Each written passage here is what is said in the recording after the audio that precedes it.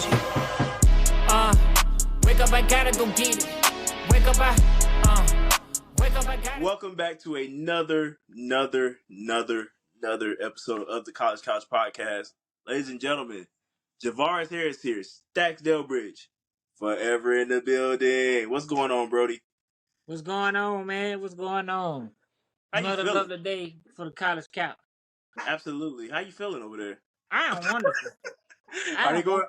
Is that my boy going crazy over there? Is that Yeah, Zolo? I don't know what his problem is. That nigga barking at the dirt. I don't know. My boy got beef with the dirt out there. Hey, it'd be like that. It'd be like that. No, but no, man. it don't. What you talking about? Hey, dang. In a dog's world, it do. Hey, man, you better go get Cujo out there or something. Tell him figure it out. Yeah, but hey.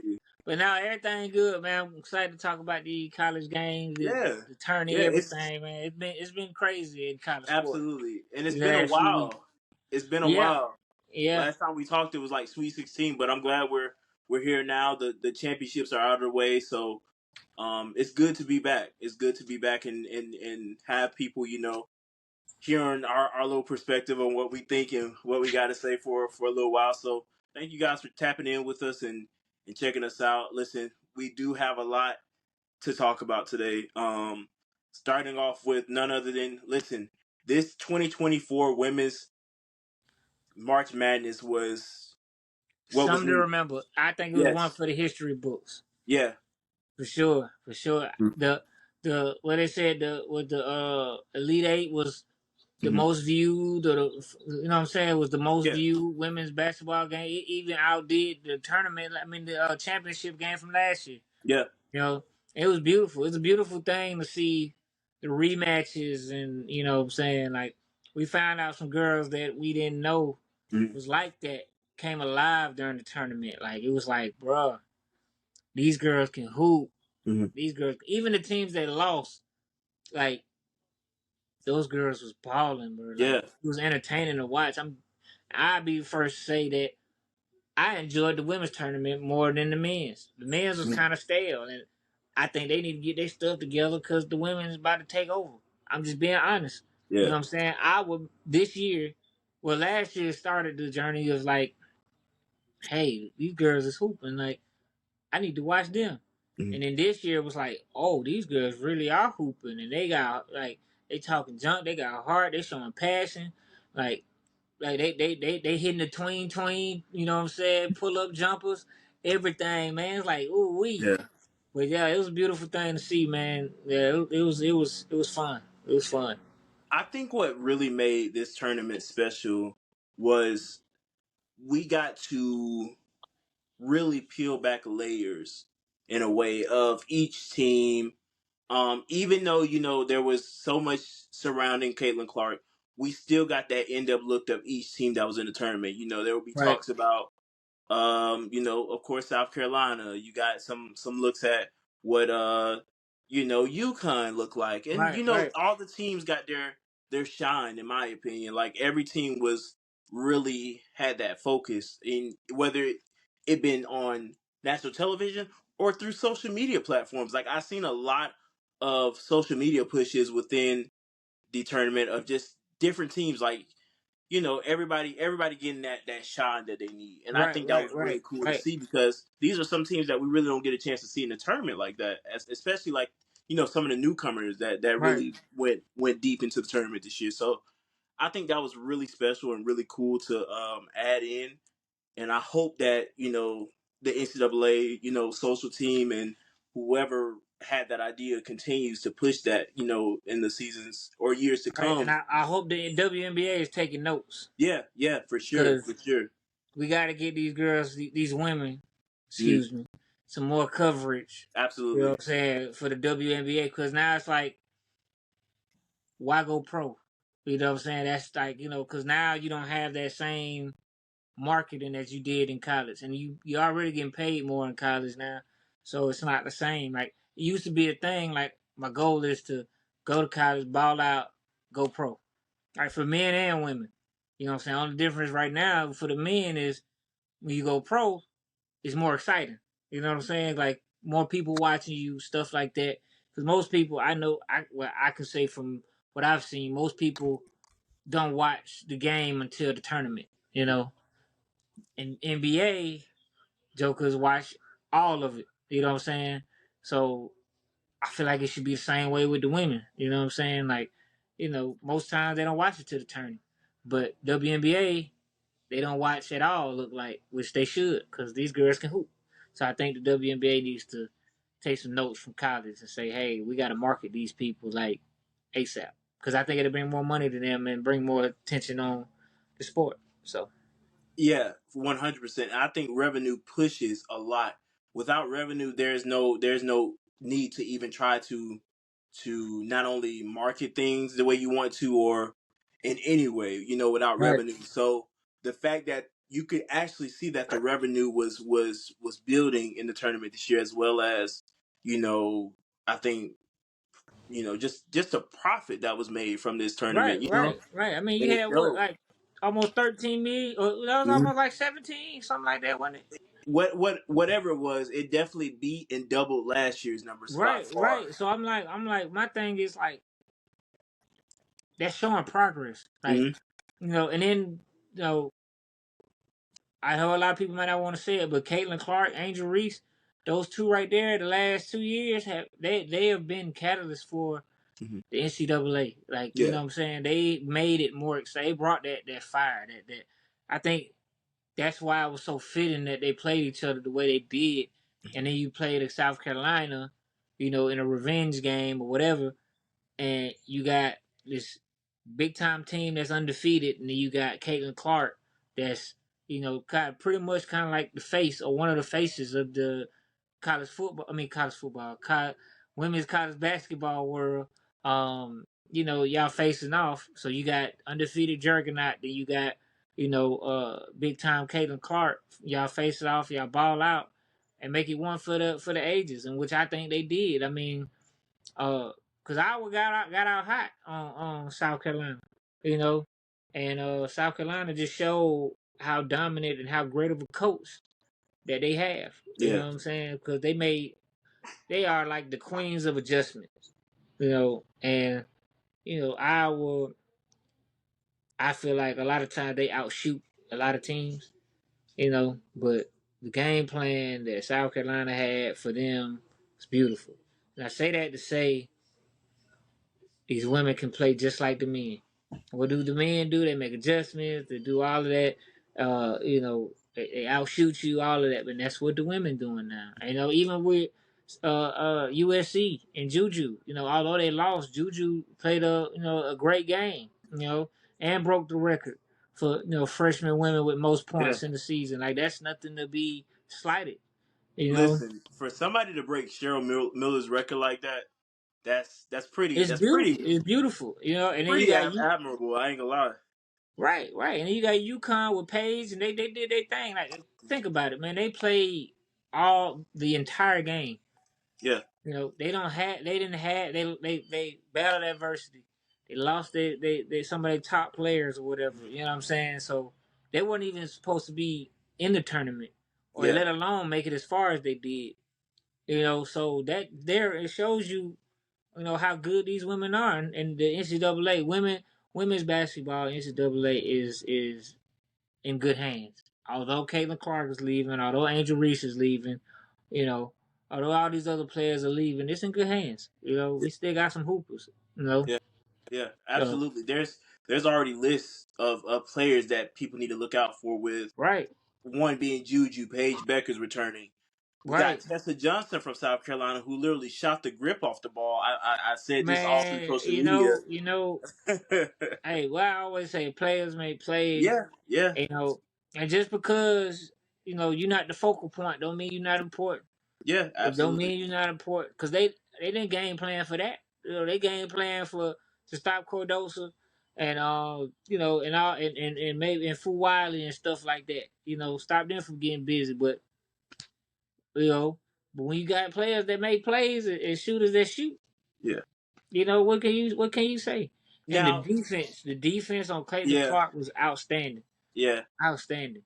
Raven You, Johnson, Raven Johnson did Raven what she, Johnson. yeah, she did I what was she trying to needed to think of her do. name while I was Yeah, saying, but Raven Johnson. yeah, It made me proud. Like she went Absolutely, out there and did her job.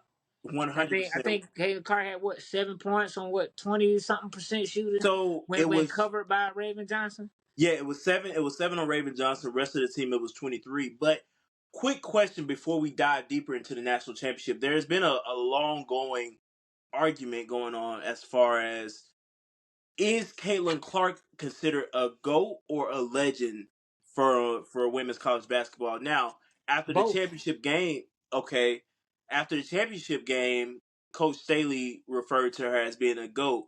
Now, in my true honest opinion, I feel like the term GOAT is used loosely, right? I feel In like this aspect or just in general? in general, Okay. I feel like it's used loosely due to the fact that in order to be a GOAT, I feel like a ring has to come behind it. But I will Okay, definitely okay, before you say that, so Carmelo Anthony's not a GOAT? Carmelo Anthony is a legend. So okay, so what's the difference between GOAT and legend? Again, I feel like a ring A has GOAT, not the GOAT, a a GOAT. GOAT, legend.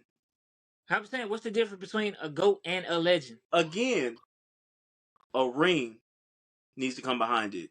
I disagree. I I know, disagree and I and I because and I knew this would I you knew could this be would start now something. now now That's why I wanted now. to ask. This is okay. This is what I say. Uh huh. In order to be a legend, you have to be great, the Mm-hmm. greatest at something, Mm-hmm. or great at a certain point, right? So I'm not saying that she's the GOAT Mm-hmm. because in order to say the GOAT, you got to have because basketball, all sports, you have to have a great team and great Yeah. situations in order to win a ring. Mm-hmm. You know what I'm saying? Because just like with NBA, everybody talks about Michael Jordan being the GOAT, and he's a legend, right? Yeah. But everybody only talks about the 6 seasons he's won a ring. They Mm-hmm. don't talk about the stuff before that. But he was great in those moments, right? Yeah. So then he was great. If he was still great, then how can you say that he's not a GOAT because he didn't win rings in that moment, right? Mm-hmm. You know what I'm saying? So like with Caitlin Clark, she is a GOAT because before her, when nobody really watching women's basketball. I mean, it's being honest, in the way that they are now, and she broke records. So that's a GOAT. You broke records. You know what I'm saying? You made it to the championship. You didn't win the big one. Okay, cool. But you are a GOAT in the sport. Like, you're not the GOAT because, especially in college is about your team and who you end up against. You know what I'm Right. saying? Like, think about it. Last year, she went up against a monster in LSU. You know what I'm saying? So that's like Golden State in their prime type thing. Because they're not saying that they're shooting at their level. I'm just saying as far as how good they were. Yeah. You know what I'm saying? And just like this year, they came up against a Bulls in their prime. Because not saying they have a Michael or whatever, but they were the best team in the country. They were undefeated. And you got a 7-footer dang near, and it's a center. So you can't compete if you don't have the size. It's like the same thing with Michael. Michael didn't win until he got what? The size to put beside him. Like, he had the Dennis Rodmans, he had the Scottie Pippens and stuff like that. It's a team sport. Yeah. So to me, just because you don't win a ring don't mean you're not a GOAT. Right. Because if that's the case, then why would we have Hall of Fame? Why do we have Hall Yeah. of Fame? Because most of the people in the Hall of Fame, a lot of people in the Hall of Fame didn't win championships or didn't win rings. I ain't gonna say So most, but a lot of them. So correct. So I will ask you this: do you feel that Caitlyn is a GOAT considering the and I don't want to take it away from this team, but do you feel like she was highlighted more because of the team that she played with by her sticking out so much on this Iowa team, or do you feel like well, I it was mean, like I said, sports in general is a team thing. You just have like usually you have one or two players that's better than the rest Mhm. that can do that. Like for instance, uh, like you could be a great player on a bad team, but she's not on a bad team. Yeah. We've seen the other players can hoop. They can score. They can do whatever.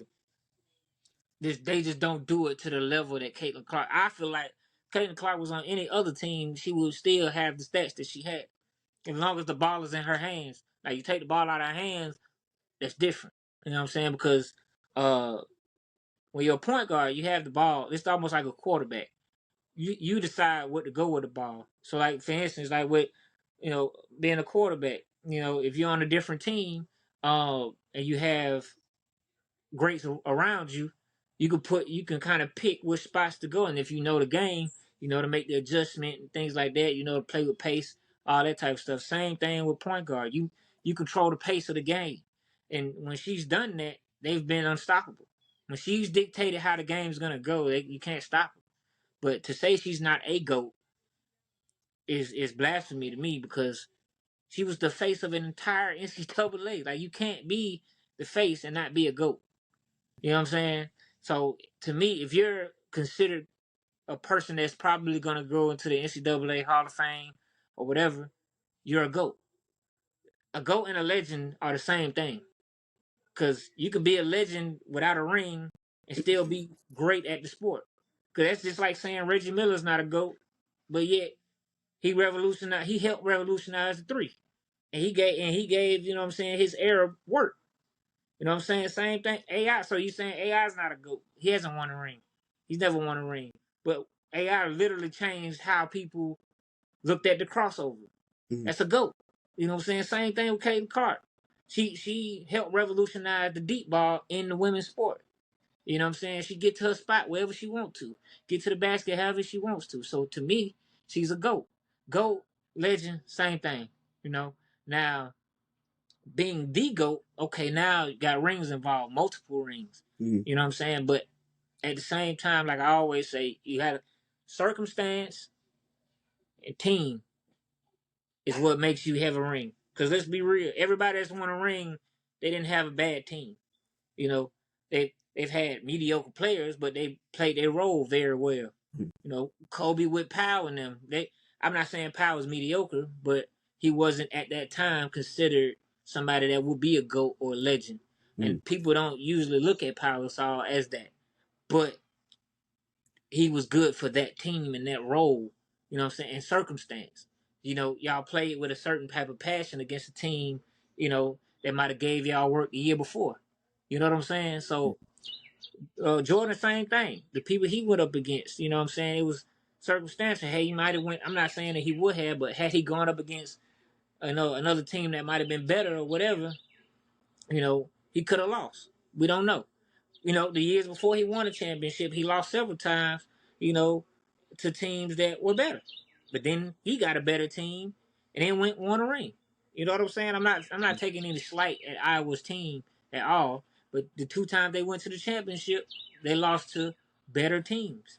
Like, it was meant for LSU at that time to win the championship, because Angel Reese didn't ball out. Her numbers didn't stand out last year in the championship.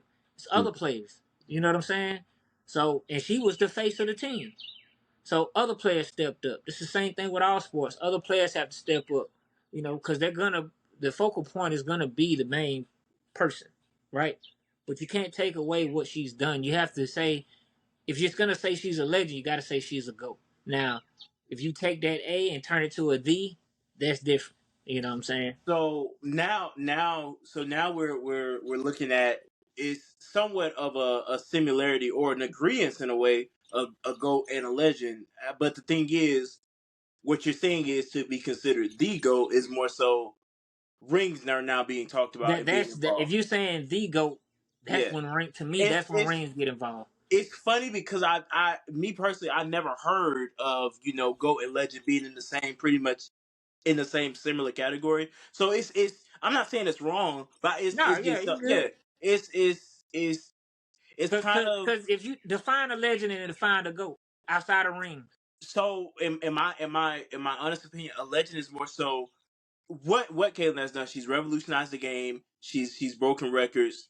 She's done things that have not only benefited the culture and pretty much has thrown so much outreach and positive views to the sport. A GOAT is all that, but with ring. You know what I'm saying? but see, now you're saying the GOAT is No, that I'm with saying rings. ego, But or if you say, because that to me, what you described as a legend is a GOAT, yeah. because because because when you add rings, you add team, right? So if you as a goat is more so the individual player, right? Because if you say because they don't say Michael Jordan's won the championship when they announced it first. They say the Chicago Bulls won the championship, right? So if rings are team based and you all won it as a team, that is your team's legendary status. Like the like Duke, that was the coach is legendary. You know what I'm saying, and Yeah. stuff like that. He's not to me. He might be the GOAT in some people's eyes. He might be a GOAT in some other people's eyes. Yeah. But at the end of the day, you know, he's a legend and a GOAT, right? Got you. So Okay. if you because if it's individual, it's just individual. What has that player done for them, for the not just for the sport, but as a player? What has she done? Is her numbers goated? Like meaning, has she surpassed somebody in something, or did she revolutionize it with her game? That's a GOAT. That's the Yeah. greatest of. Because think about it, if she's probably one of the greatest shooters of all Yeah. time, so if she's Yeah. the greatest at something, she's a GOAT. I, You I know. would I would no question like first if anybody would ask me, Caitlin Clark is 100% a generational player, right? So So is she one of the greatest shooters? yes, So then, how's yes, she not the one GOAT if she got greatest by her name? I How's she not again a GOAT if she's not the greatest again by her name? Stacks again. But if you're individually great at something, Yeah. right? Uh-huh. How are you not a GOAT? How have you not? Because if you're one of the greatest at a particular thing, how are you not a GOAT? You know what I'm saying? How are you Again, not a GOAT? I get like even the conversation I've had with other people, I get what they're saying, but that's just how I look at it. I'm not No, saying I mean, anything and that I'm just y'all I'm have just said trying to is switch, wrong. Yeah, get I'm you not saying to see anything y'all saying the are wrong. perspective, Yeah, because GOAT is a to me GOAT is a title that we just put on people that have done exactly. something great, right? That's what I'm But exactly. but legend is Hmm. also something that we put on people that Hmm. have been great. Because think about it, you just described the legend saying that the impact and everything like that. What is a GOAT? So you got all of those things. Only difference is rings that you said, Right. you know. But to me, uh, a ring, because it's so much that goes into getting a ring. Because if that's the case, then you look. Then if you go into rings, then you got to look at records when Hmm. getting that ring. Did you go undefeated? No. But then it's levels to it. Because Yeah. you don't become the GOAT. Because if you get a ring, you're still not the GOAT. You're still not a GOAT. Yeah. Because if I have, so you telling me that Robert Ory is a GOAT, is a legend? Goodness grief, My point bro. I have. exactly. So if you saying that it's rings, he's got a lot of rings. Well, hold up. First of all, the only reason I said goodness gracious is because the name. When I say, not only was I not thought about when Robert Horry was But playing. what I'm saying is, I'm saying, because what Yeah. I'm saying is, because you're saying off of rings. So if Yeah. that's the case, then that means people that have won ring should be in the GOAT conversation because they got a ring. If that's what it's all about. I again. So I so so my, I my see whole what you're saying. my I whole argument see. is, yes, the ring is the ultimate goal, but Right. you can't just base it off of that because Well, the simple fact with Kayla's case is she's been twice, right? And she's she been twice and lost, she's been the best player every time she's been, right? but she lost. She didn't lose. Iowa lost. But She she's not. scored She's not because on the she definitely team. she definitely scored more than 20 points on both Correct, but teams, right? is she not on So the team? yeah, but that's not So her. You said she but lost. okay, they So that lost. so so They so lost. They but lost. they did, right? So Right, that's they not lost. that's not Okay, they just on her, lost. They right? lost. That's not just on her though. Is I what I'm get saying. that. I She said put up they. golden numbers, right? Okay, As an okay. individual, right? We're not talking about the team. We're not talking about the team. We're talking about her as an individual. You know what I'm saying? So if that's the case, if you're gonna do that, you know what I'm saying, you win twice. So then that means LeBron James is not a GOAT because he got to lose a record in the finals. But no, that's blasphemy. He is a GOAT. Blasphemy. That's crazy. You know what I'm saying? Yes, his record is not that great, but you know how much it takes to even get let in the building?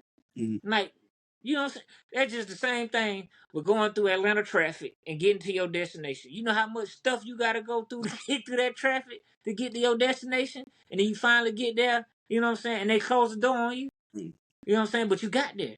You know, don't get me wrong. Ultimate goal is to win it. Don't get me wrong at all. Because if that's the case, then you got to be mad at Leah Boston because she didn't win it. You know, but she's a GOAT in this respective of her individual play. That's what we're talking about. You know, Angel Reese, same thing. Her individual play. She double queen. She's a GOAT in her space. You know what I'm saying? Now, when you put that THE in front of GOAT, that is when I will agree with you. That's when, to me, you got championships.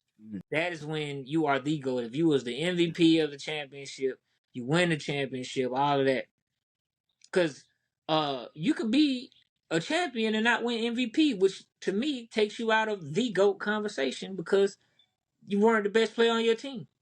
You know, if you're saying it in that aspect, because if that was the case, then Steph Curry wouldn't be considered, you know, a GOAT, which we all know that he is a GOAT. Let's you can say it all you want to that he's not, but he literally revolutionized the entire game. Yeah. Like Joker's is Curry range. Anytime you Right. get a range or something named after you, that you are entering GOAT territory. Yeah. Right. So I say that to say just because you're not a champion or you're not the MVP does not mean that you're not a GOAT. Right. Because your individual stats reflect that. Nobody's put up numbers like she's had, right? Yes. So agreed. if nobody's put up numbers like you had and you surpassed everything that you could possibly surpass as a point guard. So the only thing that you ain't passed for real is rebounds and all that type of stuff. You got a freaking 30-point double. You had 12 assists. That means you accounted for 71% of your team's point in a win, right? So that literally means that without you, there is nothing. So if that's not goated, I don't know what else is. If you account for all your team's points, whether it's passing or scoring, and almost got a triple double, and you got dang near 40 points, that's not goated. Fair. And I get what people have been saying, and I knew this would spark this. That's why I wanted to ask. Oh because, no, I love talking about it. Yeah, and that's why I went ahead and asked, because it's not only just us that have been wondering, but there could be other people out there too that have been wondering the same thing. So that's why I've asked, and that was a healthy conversation. Oh, for sure. I'm glad we got that off our chest. So but my to end my argument, to me, GOAT, legend, same category. Yeah. But it's just when you take that A and replace it with a D, that's when, to me, the championships really matter. You know, so that's my whole thing. That's fair. That's fair. But back to this championship, dude. We're almost 30 minutes in. We've been talking about stuff. Yeah, that's beautiful. That's beautiful. Yeah, for sure. And I mean, they deserve I would love this. to see what people say. About this. They deserve this type of coverage. So, but back to this championship, dude. Raven Johnson. I mean, when I say I haven't seen better defense, first of all, I have to give credit where it's due. When I say Coach Staley did not call a timeout at all in this game. It's so funny because all she had to do was give the girls that mom look. You know, the look that your mom give you when you know you shouldn't be doing something you doing. She know, like, what I love about her is she lets her players grow up together on the floor without her. Because I saw several times, if you notice in these tournament games, they, like, prime example, North Carolina State, they were struggling, right? She didn't call a timeout. She let them play through it. And then we saw, they're getting it. And now they're making adjustments. We thought it was Don Staley. No, it was the players actually making those adjustments and playing smarter and stuff like that. 'Cause I feel like she knows that because she was a player. So she knows, like, I can call a timeout, get on you all day long. That's not going to teach you nothing. Yeah. That's basically like your parents tell you not to touch the stove. You know what I'm saying? You're not going to learn until you actually go touch the stove and be like, oh, that's hot. right? You ain't gonna do it no more. But if you actually, like the same thing with basketball and football too, you know, you let them play through those moments because it's gonna happen throughout the tournament. Why waste a Yeah. timeout when I know you can handle? Mm-hmm. You know, because you know what you're doing. You know, okay, you turn the ball over, you playing too fast. Get out your head. You know that already. You probably preach it all the time in practice. Mm-hmm. So I'm gonna let you play through it. Now, if it get too far ahead of us, I'm gonna call that timeout. And if Right. I call that timeout, you know y'all in trouble. Yeah. Right. So I love her for that. I love her for that. It was like poetry in motion when South Carolina went on that run. It because I'm not gonna say any names, but I definitely received a few phone calls and text messages throughout the game, and I was just telling people, let it play out, let it play out. This is South Carolina that we've seen all season, right?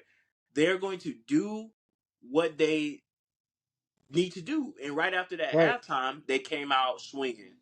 Right. Right. South Carolina, the way I planned this game happening was exactly how it was played.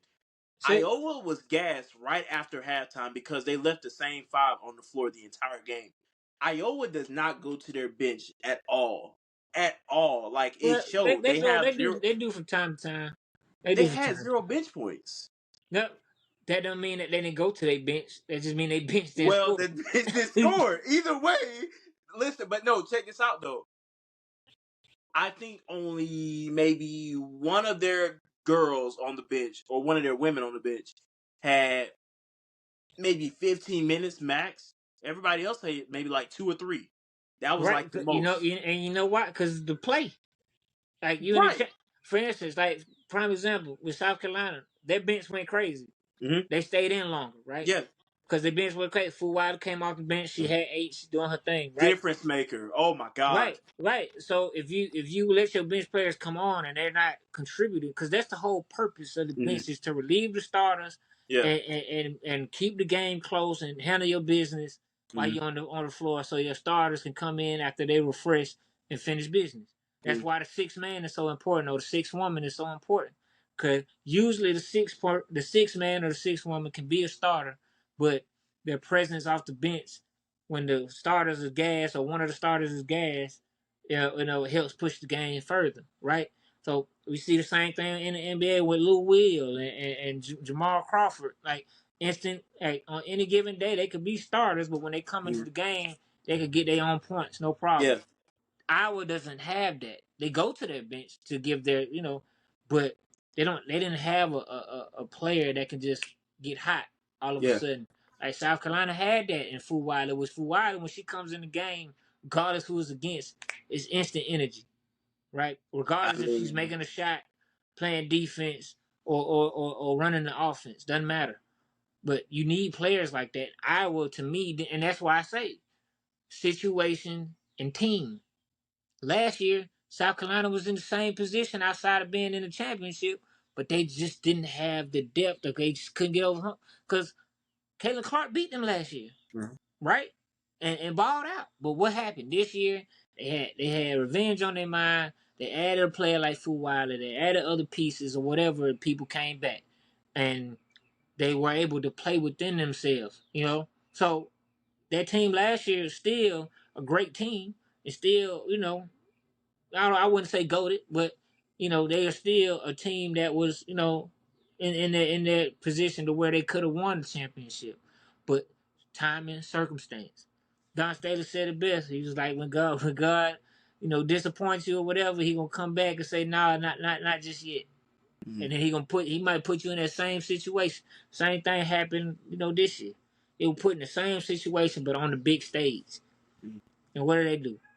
Deliver and went undefeated. First team since 2016, I believe. Mhm. They go undefeated. So I'm saying that to say Iowa had a bench. They came into the game, just didn't do nothing. Because Yeah. to South Carolina's credit, their defense was pretty Yeah. remarkable. And I But and I and again, like that right there shows what teams are truly working on when right, it comes to off season, when it comes to practices before games, and I mean the quote goes within itself: defense wins championships, right? So when you have a team like this that has been undefeated all season, it goes to show that even in the main stage, in the most important game of these women's lives, these young women's lives, defense is going to win the game. And it showed. Raven Johnson, for instance, had a open opportunity three, right? Caitlin Clark sagged off her. She said, I ain't gonna worry about her. She's not knowing to hit threes. Raven Johnson passes the ball. I forgot what happened on that possession. I think they may have got a 2-pointer or a layup, whatever. A few possessions later, right before the end of the game, Raven Johnson said, I got something for that. You tried to wave me off for my three. I'm going to come and steal the ball from you, and we're going to close this thing out. Make sure you don't have the farewell two that you need. That's what makes these games impactful, bro. Like, Right. that's what makes It's people memorable. mindset. It's Yeah, mindset and grit and that's what you're going to remember. right, right. And again, team. Mm-hmm. You know, you gotta have somebody that's willing to do the grit. Like I don't care. I don't care what nobody said. You need a Pat Beverly on your Yeah. team, as you need a player like that. I'm just being honest. That, man. Yeah, I'm just no, you're so right. serious. Like people discredit players like that, but you need somebody that's gonna take the hard assignment, lock in, play defense, and do what you need to do. Like even not even stopping somebody, just getting in their head. Like she got in Caitlin Clark's head, and when Yeah. you get in a player's head, and you're able to do that. It changes the whole game. Yeah. You know, a player like that, and that's what players like that do. You Mhm. need those players. See, Iowa didn't have a player like that. You Yeah. know, and I think that's where they messed up at this year and last year. You got a player that's willing to step up on the defense and guard the best players. You know, that's what you Yeah. want. Just like, you know, I know I keep referencing NBA, but like Rondo. Rondo was smallest one on the court, but he would guard anybody. He guard LeBron, don't matter. That's what you need, and that's why I like Fu Wiley. She don't, you know, shy away from the big moments or the big Yeah. matchups. You need players like that, and that's why I think that's the only thing, in my opinion, that I think I will lack. You know, they didn't have a player to say, "I'm gonna shut this player down. Don't worry about it. I ain't got to score for real." You know what I'm saying? You got to have unselfish players like that. You know what I'm saying? That say, "Look, you get your buckets. Let me lock down this right here. I got you." Now my numbers might not look great, but it's so much bigger than numbers. Like on the floor, like how can I disrupt your game plan? And that's what Raven Johnson essentially did. Yeah. You know, yeah, Iowa came out swinging, but you know, I always say with these championship games, it's always nerves. I don't care if it's college, high school, little league, professional, don't matter. Especially when it's your first or you got a lot on the line or whatever. You always in the beginning it's gonna be nerves. But if you've watched South Carolina anytime this year, if they start fast, you done. Cause they don't start fast. They feel it almost like they feel you out. See what you gonna go to. Second half come out. It's almost like Georgia Bulldogs with Kirby Smart. Halftime adjustment, like Georgia could look terrible in first half. Same thing with South Carolina. Come out second half, it's a whole nother football team, a whole nother basketball team. Why? Because they make adjustments. They see what you're trying to do, and they make adjustments. You know, first quarter, second quarter, to me, in my opinion, they don't matter that much. Mhm. Third quarter, fourth quarter, that's when it matters. First quarter, second quarter, most times you're gonna keep it close. You know, second half is when you start pulling away and you start doing it. I don't care what you look like first half. Yeah. It's about how you finish, in my opinion. I don't care. You know, I don't care. Yeah. Fourth quarter, third quarter, fourth quarter. Third quarter, you go on your run. Fourth quarter, you finish your run. You know, Absolutely. that's how I That's look at it. and that's I mean, listen, that's exactly what the South Carolina Next. team did, and they closed it out. Got Right. that ring that they so not desperately but so willingly deserved. I mean, they just put in that work this season, and it showed. And Right. I'm getting that for more. Like you said, to your credit, you know, it's all about the mindset and all about the type of people. Because Don Staley, from what I've seen, what I've heard, as far as listening to her talk, watching her coach, she doesn't get elite players.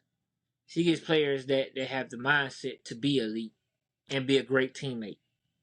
You know, If you look at all her teams, all her players, they good spirited, team first, you know what I'm saying, and hard work, all of them. And if you listen to the interviews after the game, every last one of them credited Don Staley. Yeah. And they credited their other teammates. That's literally the epitome of a great team. Right. Now, you got one player that's going to go off. You got one that's always going to be the star. But what are the rest of them doing? You know what I'm saying? So I think, to me, that's what separated South Carolina this year from everybody else. What I truly enjoyed about the end of the game is Don Staley wasn't afraid to share her faith, right? I think Right. that was truly a moment that not only showed her being vulnerable, Mm-hmm. right? But also it was a way to tell people, like, this wasn't just me. Like, Right. this is not just me coaching these girls. Like, I have a higher being, a higher power Right. that's getting me through. Like, this Right. is what truly has been getting me through this season. Like, yeah, these Right. girls are like my kids, but we all have a higher power and a higher being that's making this possible right now. So Right. I truly um that really was impactful. That Right. if that didn't get through a lot of people, listen, you ain't you might need to go listen to it again, right? Right. I But mean, it might have went over some people's head, yeah, but yeah, 100%. that is also part of the culture that she Yeah, brings to South yeah, Carolina, which is dope. Like, mm-hmm, because you don't see that a lot of yeah, times. Like, you don't see people bringing that type of culture. mm-hmm, You know, but to me, every coach that's brought, even if it's not them sharing their faith, but every mm-hmm, coach that I've seen that's brought a certain type of discipline and mindset to a team mm-hmm. have all been successful. Yeah, Kirby Smart, Nick Saban, Duke's old head coach, Coach V. All of them have brought a certain mindset to the program, mm-hmm. and then in turn, that made the program soar. Oh, Coach K, not Coach V. I was talking I was about. thinking, I'm like, wait a Yeah, minute. Coach K, Coach. Yeah, Coach K. I'm Yeah, thinking faster than I'm talking, you or good. slower than I'm talking. But now, Coach K. Yeah, I couldn't think. I saw your face. I was like, I messed that yeah, up. And I was bro. like, nah, not Coach V, Coach K. I'm tripping. I'm trying to work on my facial expressions. I'm so Nah, you sorry. good, you Yeah, good. Cause you that good. was my cue. I'm like, oh, I had to think. I was like, man, what? Coach K. Yeah. But the same thing that Coach Uh-huh. K brought, you know what I'm saying? A certain type of discipline, because he military. He brought that discipline into the program, and everything that followed that, you know what I'm saying? It shows you that it works. Because every coach that brings that philosophy, not necessarily the military style, but the discipline and the certain type of character, it always blossoms. It always blossoms. You know what I'm saying? For football, basketball, whatever, you get a certain type of groups together. That's when you really start to see you got something special. You know what I'm saying? Even if you don't win it all, like for instance, like had Caitlin Clark not been what she is, you know, they played as a team. They played great together, But it just so happens they couldn't find it in the right moments they just couldn't finish the job. But Caitlin Clark takes them to that next level. You know what I'm saying? So she makes them look different. Without her, it's still a good team. But with her, they're a great team. And then that doesn't tell you that she's a GOAT. I don't know what else does. Yeah. She takes whatever team she's gonna be on, she's gonna elevate that team. Because if you notice, if you really watch her play, she looks for her teammates first. First. She might make a quick bucket here and there or whatever, but she looks for her teammates first. The epitome of a true point guard. But she tries to get them going because she understands that I could have 50 points. I could get a shot off whenever, wherever, however, on whoever I want. Yeah. But in order to win it, what's got to happen? The other team, the other players got to show up. Mm-hmm. Like prime example of why they beat LSU. Because I'm saying this and then referring back to your GOAT thing too. Same thing she did with against LSU. What did she do? She got her teammates going, and what did they do? They scored an astronomical amount of points, right? And they were able to beat LSU. You know, on top of Caitlin Clark scoring all the points she did. But what didn't happen against South Carolina? Mm-hmm. Everybody else didn't go off. When she struggled, nobody else went off. So that's what I'm saying. Yeah. And what did South Carolina do? Everybody, when one person struggled, everybody else did their job. And then you can't, it's hard to beat a team when you can't rebound either. Yeah. You know? So, you know, I'm saying that to say, you know, she's goated just for that. Like, she gets it, she understands that, get my team, and she does a great job of that, you know? You know, and I think Iowa is a good team. I just think they ran into a great coach, a greater coach, and a greater team. Yeah. You know, because had it been somebody else, I feel like they would have won it no problem. Yeah. You know, had it been North Carolina State, I definitely think they would have won it. You know, because nobody would have been able to guard Caitlin Clark. Mm. But you know, that's my mindset on that. Well, we spent over 46 minutes talking about women's basketball, so I think we can save 10. I think we can save 10 for the men and try to. I know, but listen again. This is the coverage they need, and I'm glad we're doing it. But listen, we will spend all this shows talking about women's basketball if we could. Oh no, I mean, it's important, and it is. It's to 100% segue into what you're saying. The men's basketball tournament has become stale, to say the least. Yeah, you know, the women to me have taken over and made it way more exciting. Like, we're not seeing, like, now we're not really seeing the upsets in fashion like we did at one point. Like, we're still seeing upsets, but they're not in the fashion of like they once were. It's not as exciting as they once were. I mean, UConn just went back to back, big whoop. No, I'm joking. Yeah, I mean that's a big thing. No, but that's pretty big for. I mean, if any team can go back to back, that is a great accomplishment. And I mean, right. I mean, this team battled this season for sure. All the blue bloods was right there. Yeah, like, let's be real. Like, we all know now who's gonna be in the conversation. You know what I'm saying? Well, people have already put UConn as far as in the blue blood conversation. But you got to. They should have already been there. Mm-hmm. You know. So it's like, for me, you know, UConn has always been a good team. You know, they got what, 6 championships?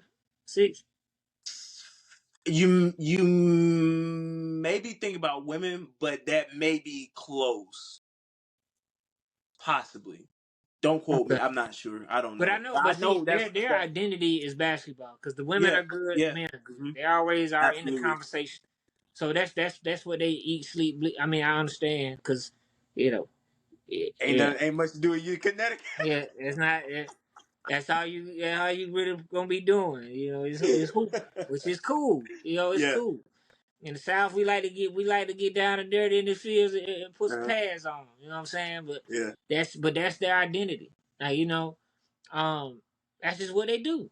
You know, and they've had success with good coaches and stuff like that. So, they have a culture there. You know, and that's why, you know, you can't. Whenever you got a coach, you can't count a team out. And if it's been consistent.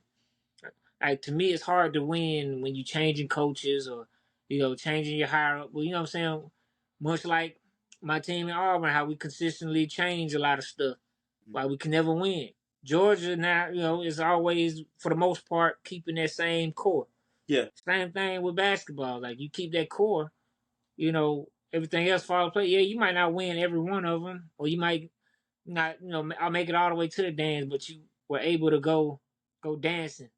You might not be able to make it to the big dance, which is the championship, but you was able to be there to dance a little bit outside the parking lot. You know? Yeah, 100%. And I think... Go ahead. Go ahead. Nah, I've been talking a lot right now, so go ahead. No, but I mean to pick up where you left off. Yeah, like the it's a huge accomplishment to make it in the tournament, but surviving is another thing. I mean Right. that's Right. that's written. I mean that's law. So when you have teams that make it in like Oakland this year and Houston making a stamp. Houston was number one in the Division 1 basketball this year. Number one. Nobody would have thought Houston would make it. And I mean, Houston had a very small roster this season. Like, I mean, probably less than most teams. Most teams, I want to say, have maybe 15 on roster. I want to say Houston had like 11.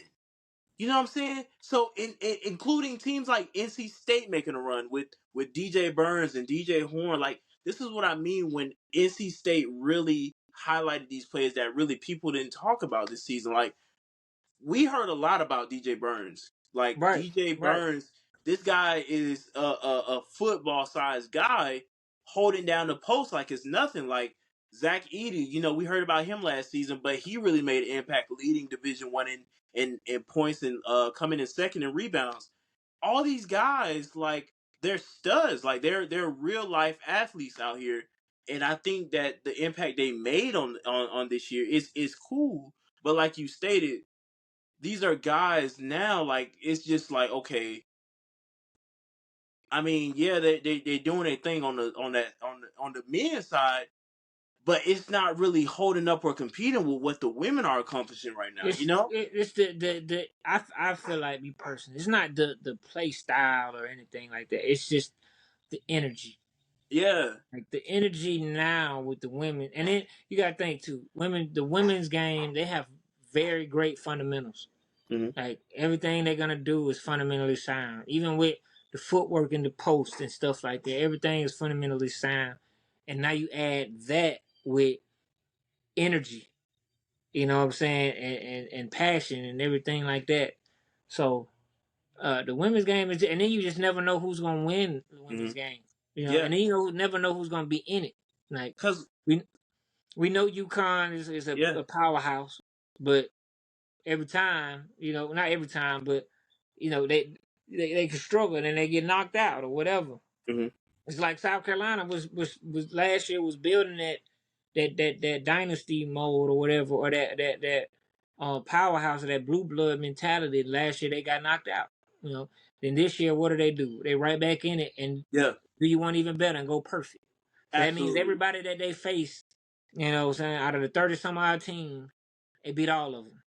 Mm-hmm. Yeah. So that's fair. That's right. fair And then though. with the men, and I wanted to ask you. So do you think the center from Purdue, is he goated? No. I don't even think. Quite frankly, the way Purdue's looking, losing like. What makes a life? That's my computer talking again. Is that Zolo? Boy, going crazy. Yeah. But no, like in the past few years, with Purdue losing the way they've been losing and not, finishing the drill. Okay, so who's goated in NCAA men's then? This year, like just who's goated? Just in general. It's hard to say. I to be honest with you, I truly can't give you my nobody. So I'm saying I have not been watching men's like I've been watching women's because there's nobody that stands out that's like super goated, right? That's what I'm just saying. I haven't been watching. Who's the face of NCAA men's? Who's the face of NCAA women? Well, if we're being honest, I can name a few guys who may be the face, but I'm not sure if that's correct. Not me. Who is the face? All of them really kind of were stagnant. Right. So who's the face of women's basketball? Angel Reese, Caitlin Clark. Okay, so stop right there. Right? That's how I wanted you to say. Because when you become the face of an entire thing, that's big. That's big. You have to be goated for that, and because you just said nobody's standing out, right? In the men's, right? Yeah. So if nobody's standing out, they can't be goated, right? I still feel that the legend point stands. I mean, I But I what hear I'm you. saying. So who's the legend of this past? Well, we'll say the last 2 years. Who's the legend of NCAA basketball? Angel Reese, No, Caitlin. men. Oh, men. You're all pretty much. If nobody's right. So if Yeah. you can stand out and literally be the face of an entire organization of collegiate athletes, Yeah. you have to be in that GOAT conversation. Now you might not be everybody's GOAT, but you have to be in that conversation. And if you're in that conversation, what's that saying? If you sit at the table with the elites, you are an elite. Yeah. Right. So I'm saying that everything I keep saying, I just keep referencing back to our first conversation. Yeah. No, I Just agree, and I just so see you that. can see where I'm coming from, and a lot of points can understand the GOAT version of it. So to me, if you can stand out of everybody that's in the NCAA, that's a lot of goddamn teams. Mhm. If I sat here and listed all them teams, I'd probably pass out. Yeah. No facts. I'm just being honest. So if you Yeah. got all those teams and all those players, you know how difficult that is to win a championship on top of being the face of it all. Mm-hmm. Right? So you Yeah. have to be goated for that in itself. And on top of that, you're averaging more than what most guys would even, because I don't know nobody in the last few years that's averaged 30 points a game. Yeah. So and I mean a lot of the reason is because they go out one and done. I'm just being honest, but Yeah. I just personally feel like if you get to be the face of something that big, you have to be the GOAT. But anyway, back to the Yeah. men. So But I just had to compare the two. I mean that's fair, but to my point, as far as with the men's division, I mean it's slowly becoming like, okay, Nobody stands out because you we got to got get some excitement in here. right I mean because they're one and it done. was If you think about it, if yeah. every player stayed longer than just 1 year, you would have so much more excitement. Yeah. Because it's almost like I'm playing to get out of here this year. You know what I'm saying? It's like it don't mean that much except to the team that it does mean that much to, like UConns and the Blue Bloods and stuff like that, or the small teams that shock everybody. But for everybody else, it doesn't mean as much. For the women, they usually stay 3 or 4 years, right? Yeah. So they've built that camaraderie. They felt the loss of it and came back to play for it all again. Most of the guys don't do that. Like I'm not saying get rid of the one and done rule, but just consider that. Like you know what I'm Limit saying? Like transfers. or you transfer. Yeah.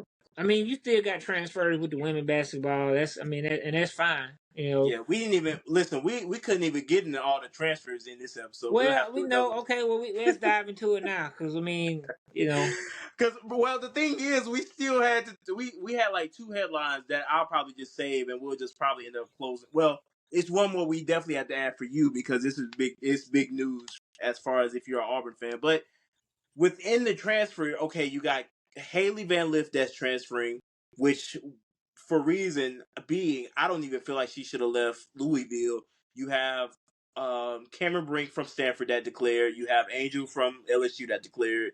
You yeah. have Camila Cardoso that from South The Carolina girl that from declared. North Carolina State, did she declare? I mean, Oh man, don't ask me. I really didn't pay okay, attention to I'm this not sure, North but she was Carolina. a beast. She was the beast. I can't remember her Yeah, name. I'm yeah. sorry, it escapes me right now, but But she was yeah, a beast. no. She was a But beast. again, like to put things in a scope, Haley Van Lith or yeah, Haley Van Lith averaged 19 points per game at Louisville and almost not even Well, almost with her, she was the best player on the bad team, in my opinion. right. But now she's the fifth option on a good team and talks with people it was almost like, and I want to say me and you we did talk about this. Yeah. It almost felt like Coach Kim Mulkey didn't design around her. Well, And you and can't. you made a It's not great point. You made a great point. You said that when you have a player like Haley come in, you also have players like Flage, Angel. right. So you Yeah. it's hard to design plays for, because you got to think you already come into a program where they already solidified, Mm-hmm. and the main player is Angel Reese. Yeah. So that's the first option, and then you have Flage. That's the second option. So when you come into a program, it's hard to do that at any level. Come into a program where it's already stars solidified, and they just won a championship, so they already know in mind what they're doing, and their offense. To me, and that's with the transfer portal and talking about that. That's where players, in my opinion, have to do their due diligence in. Is this going to be a good fit, or I'm just coming here because I feel like they can win a championship? Is that because if you go to a team that's just win a championship, okay, you'll get to the tournament. That doesn't mean you're gonna win it, you know. Mm-hmm. But if you go to a situation where it's a good fit, like Louisville was a good fit for her. Now that doesn't mean that she was great, or that she is great, or she is elite, or whatever. It just was a good fit for her because you can have um not a not so great team and be the best player or be the best option on that team. Mm-hmm. That doesn't make you great. It just means you're the best of that situation. Yeah. You know. But her numbers fluctuated and went down because she was running the point, but everything was designed for everybody else. Yes. Right? Yes. So you can't and it's hard to design plays for 3 or 4 different people. Yeah. And then on the court you got to be able to facilitate. Mm-hmm. And then you have to be able to counteract that. If no plays are being ran for you, make your own plays. Yeah. Not saying to do all of this extra stuff, but call your own number. Hey, bro. Hey, chill out. But Dude, I was trying to hold it together for as. this is And what it's makes like the College the Couch longer I Pod the College did, Couch Pod, bro. the more intense it got. Bruh, the more I was trying to talk over them and keep on doing the thing, Dude, I was bruh, trying. I this is tried. hey man, look here. But anyway, I guess they don't like me talking about LSU or Haley Van Lith. Oh, But no, you have to be like, for instance, Kaylee Clark, the same like with her, like she was the best, but it was not on a bad team. But she was able to create her own shot. Right? You know what I'm saying? She didn't have to have plays ran for her. Why? Because she could shoot it from dang near half court. Yeah. Pull up, shoot three, wherever she want. She can get to the basket however she want. You know what I'm saying?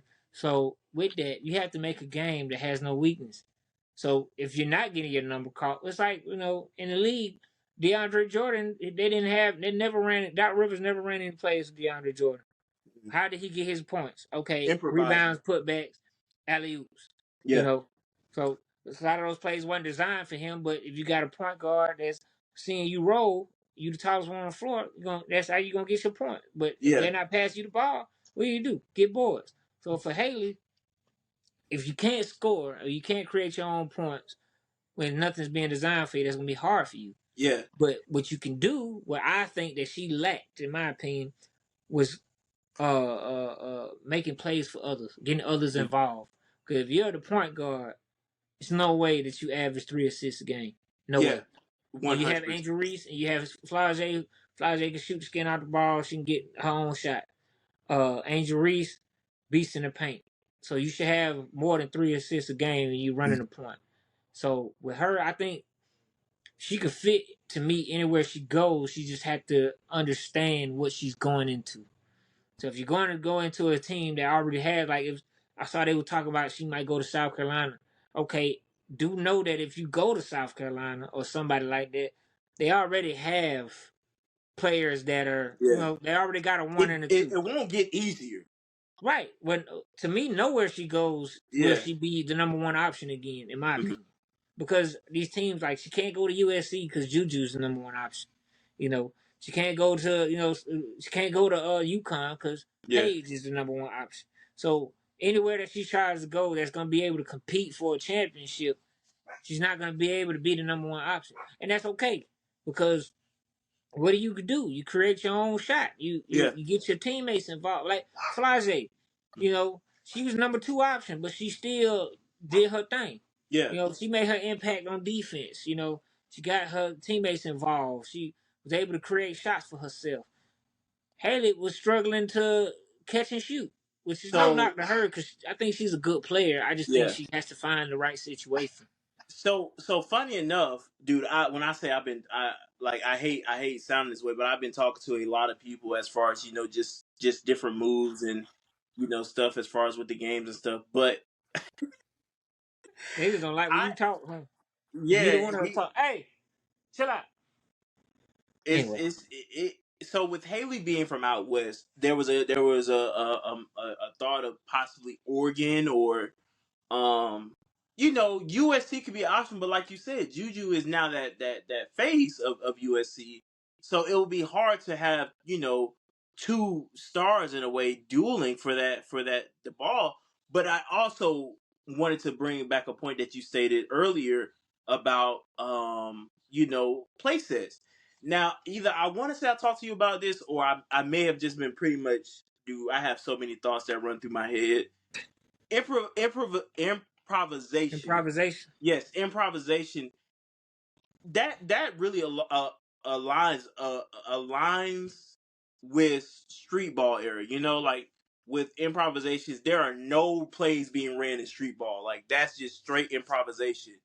It made me think about how could that pretty much go within the Division 1 era or the Division 2 era. Like is improvisation good or bad for the game if Well, you I if don't you think don't I have don't think things? it's bad because I mean Yeah, at the end of the day, you just gotta understand how you play. yeah, So improvisation is gonna come in any sport. Mhm. Like for prime example, if you're like just putting it in other terms of football, another sport, if you're a running back, you not knowing exactly where you gonna get carried to. Mhm. Because prime example with Marshawn Lynch and that big run against the Saints, he was supposed to go one way, but it carried him somewhere else because the way that the defense schemed Yeah, and how they block. So you improvise in any sport, especially basketball. Why? Because you have to have a counter Mhm. for whatever somebody does. So you could be wanting to go left, they cut it off. When you cross over, that's already improvisation. You know what I'm saying? Kyrie is the best example of that. Kyrie dictates, okay, if you come at me, I'm gonna do this. And Mhm. then if you counter this, all right, I'm finna just try to figure something out. You know what I'm saying? But he plays that way because he practices that way.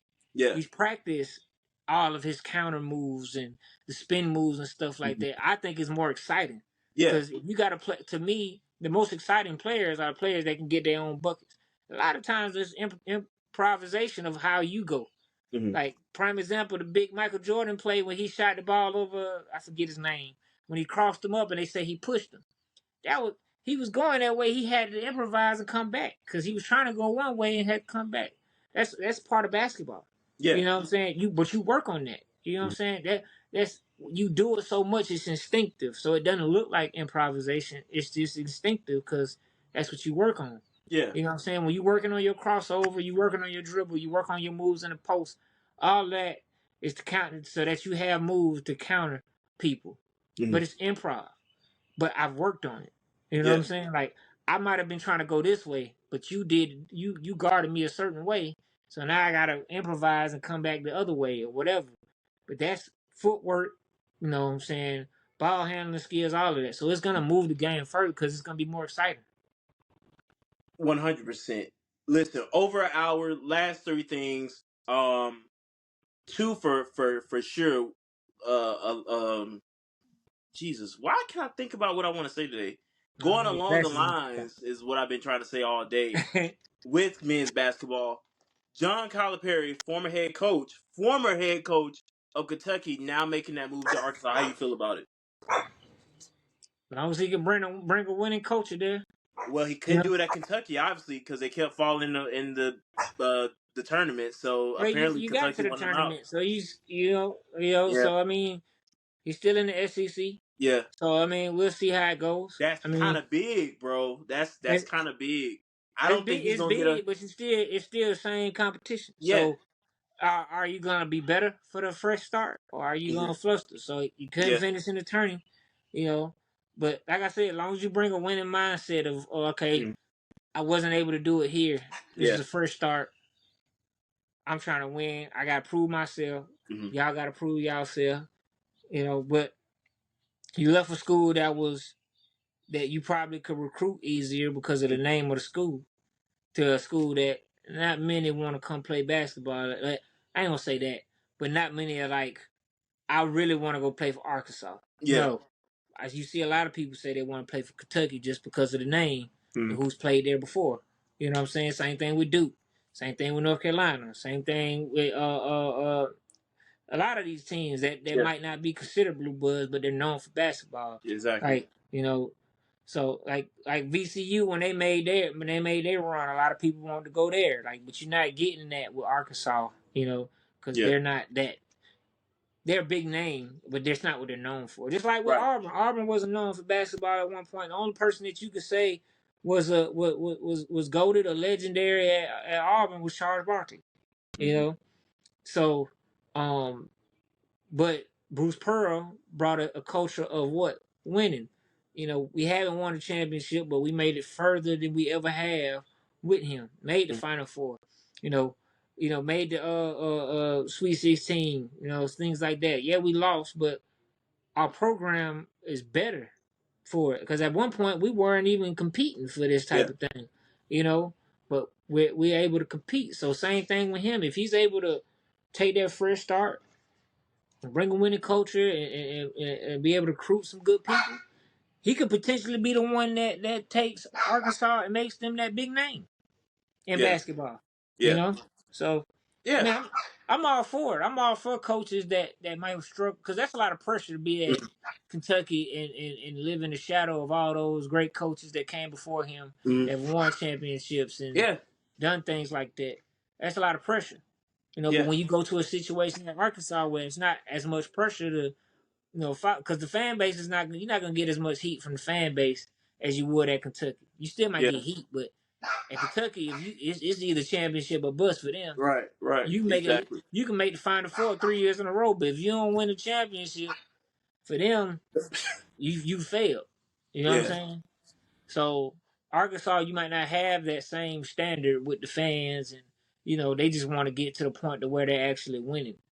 They're making the tournament. They're yeah, consistently competing for the SEC championship. hmm Like, because for them, they don't even consider making the SEC championship, let alone the tourney. So if they could, I don't know what these jokers on. They must have coke in their food or something. I don't know. Yeah, these jokers is on a pill or something. Well, I don't know. bro. No, But anyway, yeah, I'm not just gonna worry about it. if he Yeah, can create a standard at Arkansas, he'd be good. hmm And I think it's a good change of scenery for him because it might have been. I'm not saying that it is, but it might have been too much pressure at Kentucky to win. hmm Because yeah, let's be yeah, honest, as fans, we do it with our teams. Like if they don't play or they don't make it to a certain level because we're used to a standard or we're tired of people talking junk to us about stuff, we get mad. Much like right. y'all with Mark Rick. Y'all got mad because y'all couldn't get to a certain point. And Mhm. when Kirby got there, y'all didn't win it. Y'all was getting mad at him, and then he finally won it. Now all of a sudden, he's the greatest coach of all time. You know, but Yeah, winning changes everybody's mind. yeah. Everybody. I So agree. I agree, and I think too. You're right. Uh, Coach Calipari had a lot on him, and I mean, it was videos that I was seeing of people being students being pretty much interviewed, asking like, hey, like, how did you feel when they lost to Oakland, and then they were just like, man, we were disappointed. Like we're tired of being disappointed year after year. Like he has to go. Like we're ready for a winning to bring back a winning culture here at Kentucky. Like we're a blue blood for God's sake. Like right, we need to right. act like it. So no, Now, you hit the now nail on the with head. that, with as a fan of a team, you got to be patient too. Yeah, Like Yeah. I hate when schools blow it up before, like you know what I'm saying. Like I just hate that. Like Yeah. you got to let Well, a coach establish his program in before in you their blow it up. defense, they Not blocked. with Yeah. that particular. I'm just Oh, okay. I saying. was gonna say. I was about to say. Not Yeah. not No, not you're right. not with them in Yeah. particular, but I'm saying like for instance, they want to get back to winning ways, right? Mm-hmm. Now that you have a new coach, that's not gonna automatically mean, oh, I got this coach, so we're gonna start winning. Mm-hmm. No, it's not that. It takes a little time Yeah. because you got to, whenever you have a new coach that's reestablishing or bringing in a new culture. Mm-hmm. That's why I hate when you do a lot of coaching changes. That's why I Yeah. hate that Auburn, didn't hire Freeze the first time or hired a better coach the first time, because now you taking that and then you starting all the way over. You know what I'm saying? And our expectation as fans is like, no, we ready to start winning. We tired of Yeah. being, this at this place or this position in our prospective conferences and stuff like that. But if you keep changing, you don't allow somebody to implement what they're trying to do. It's hard. Like it's Yeah. like you never win like that. Yeah. The best to me, the best teams or the best franchises got the same coach. Got the same coach. You know, Nick Saban at Bama. And you got Coach K at Duke. And you know what I'm saying? You got Kirby Smart now, have been there for some years now. He's able to establish his program. First year didn't look super pretty. You know what I'm saying? After the championship, it didn't look super pretty. I mean, it's still, y'all was still there, but y'all weren't there. You Mm-hmm. know. Then all of a sudden, y'all are there. Now all of a sudden y'all are winning. Now all of a sudden it's everybody versus y'all because y'all are the top. So it's like, you have to, saying, reestablish whatever's been lost there. And whatever your coach's way of doing that is, you gotta let him you gotta kind of let him off the leash a little bit Yeah. to be able to flex his muscles. And if you don't do that because you're stuck in, I'm ready to win now, Yeah. it's gonna be hard for you to, Yeah. Okay. Hey, you like it? I love it. But listen, we about to play quick draw now because we like at 117. Bronny declaring for the draft. Smart decision or no? The fact that he's keeping his eligibility to transfer is Mm-hmm. smart. Okay. But we all know, everybody talk about he's not ready. I think he's NBA ready, in my Okay. opinion. Just because of not only who his dad is, but the type of game he plays. Yeah. He's not a score first person. So your number's not gonna look like that if you're not a score first person. Mm-hmm. But when you go to the NBA, you're not a score first person, your numbers will look better. Yeah.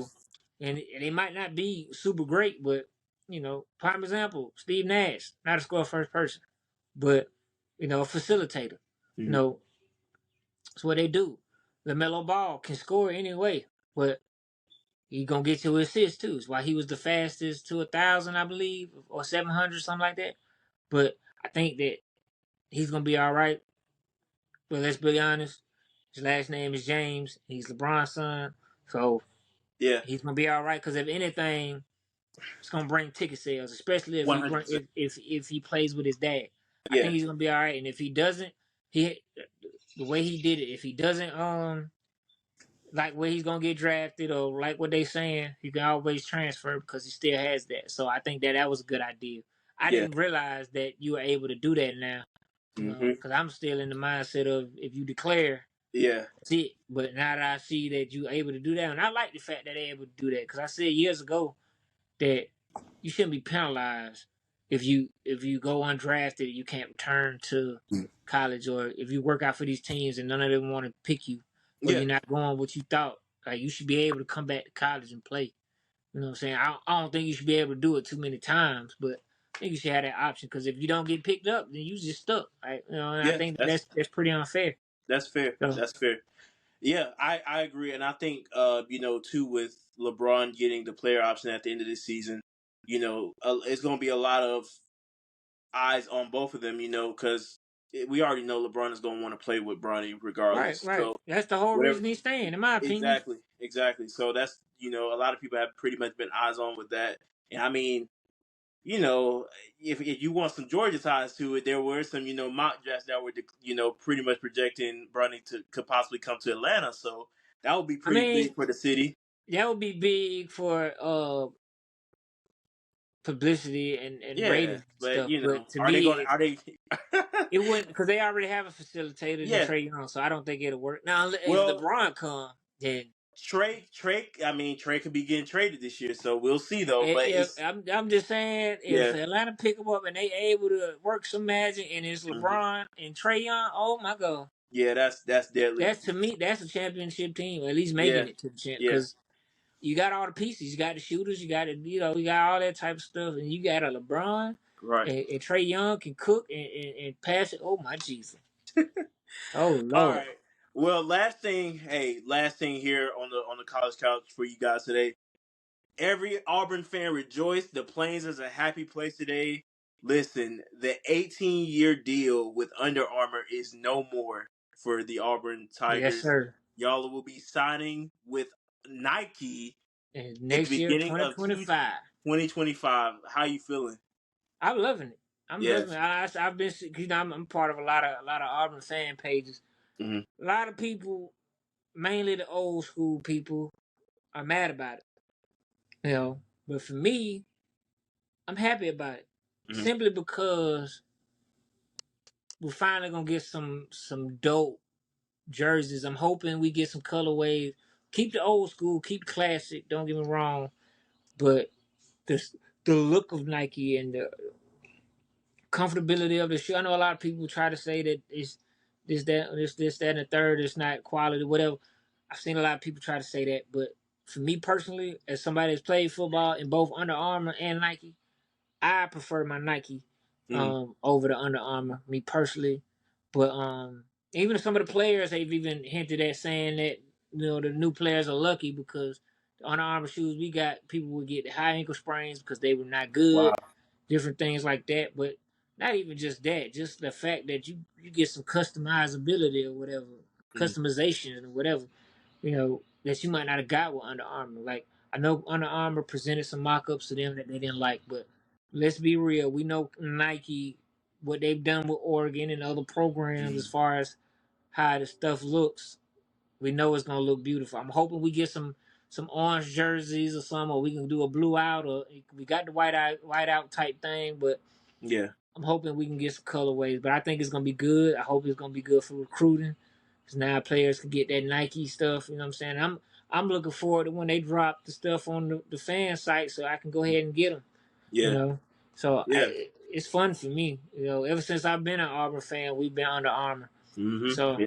you know, I'm looking forward to it because I definitely like the selection that Hmm. Nike creates. They give you a big catalog Hmm. of different things that you can rock. Ain't gonna lie, I was kind of jealous going in there seeing all the Nike Georgia stuff, and then we got this small little section of Under Armour. Yeah. It's It not just was. one store that's usually like that. It's Yeah. all of them. Like Yeah. It so is. It yeah. is. So I'm looking forward to it. I'm hoping to when they drop it, because I know they said 2025 July is when it Hmm. officially starts, but they've already put in their order for next year and stuff like that. So I'm looking forward to it. It'll be Cool. weird seeing Cool. them in Nike, but I'm glad about it. I'm glad Yeah. about it. Hey, like they say, checks over stripes. So I'm glad you guys are making that move. I think y'all were like one of the last teams that were really banking on trying to make that move to to Nike. So it's cool to see it.